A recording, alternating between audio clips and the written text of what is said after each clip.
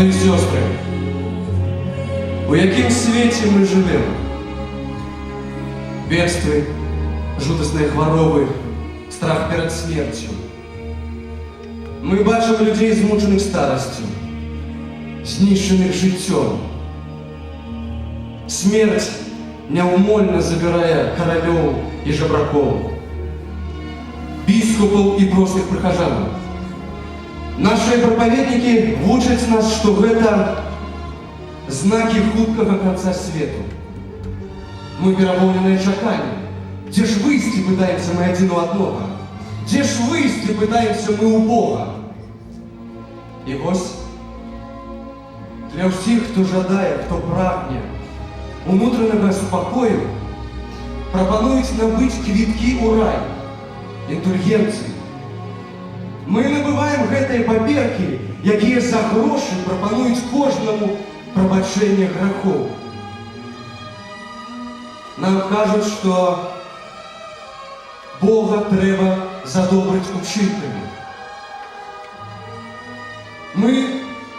Мы глядзім на Бога як на бязлітаснага суддзю. Бог для нас неміласэрны, жорсткі. І як кожнага суддзю яго можна падкупіць. Браты, вы все добра мяне ведаеце. Сваё жыццё я праводжу ў пастах і малітвах. Я хадзіў у паломніцтве. Кожны дзень спавядаўся ў сваіх грахах. Набываў індульгенцыі. Я рабіў усё, каб здабыць міласць Божую. Я намагаўся жыць праведна. Але супакою не было. Ніхто не мог запэўніць мяне, што я прабачаны. І я сам адчуваў, што не маю міру з Богом. Унутры было пуста, і я губляў надзею. Тым часам Слова Божие кажа нам: праведны верою жыць будзе. Аднойчы я рыхтаваўся да лекцыі і вывучаў пасланне да рымлянам, і мае вочы спыніліся на гэтых словах: праведны верою жыць будзе. Я адразу получил адказ на все пытанні загубленага чалавека: праведны верою жыць будзе. Я зразумеў, што апраўданне Божие прыходзіць да нас не праз нашы намаганні. Апраўданне Божие мы атрымліваем, калі верым, што Ісус Христос памёр за нас на крыжы. Збаўленне – гэта ёсць асабістыя адносіны з Богом. Бог прагне, каб усё жыццё чалавека было пакаянне. Калі ўсё жыццё пакаянне, чаго вартыя індульгенцыі? У чым сэнс пакаяння, калі за грошы можна набыць прабачэнне грэхоў? Браты і сёстры, вы спытаецеся, як жа нам быць? Як нам атрымаць збаўленне?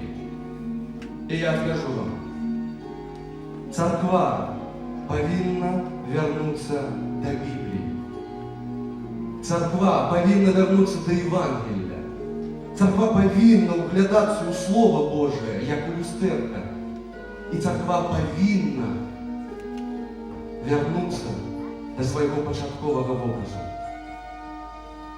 Ведаеце, калі я пачаў даследаваць Біблію, я ўбачыў, што многія хрысціяне забыліся пра Евангелие. Што замест міласці Божией нам прапаведуюць заслуги чалавечыя. Замест веры забабоны і рэлігійныя абрады. Замест жывога Слова Божага Слова Божие яны замяняюць традыцыямі і легендамі. Як жа нам быць? Як жа нам будаваць сваю веру і нашае жыццё? Вось адказ, які дае нам Біблія. Толькі ласка Божия. Мы ничым не заслужили выратавання свайго. Гэта жаданне милостивого Бога. Никто, ни один человек не может купить прабачэнне грехов. Гэта зрабіў Бог, пославши Сына Своего Иисуса Христа. Только вера. Верить значит принять то, что Бог уже зрабіў для нас. Только Библия. У Библии Бог открывает свой план для каждого из нас и для всего света. Только Христос. Верить в Христа значит жить життем Сына Божьего. Только ласка Божия, только вера, только Библия и только Христос. У гэта я веру, на гэтым стою. И нехай мне дапаможа ў гэтым Господь Бог усемагутны.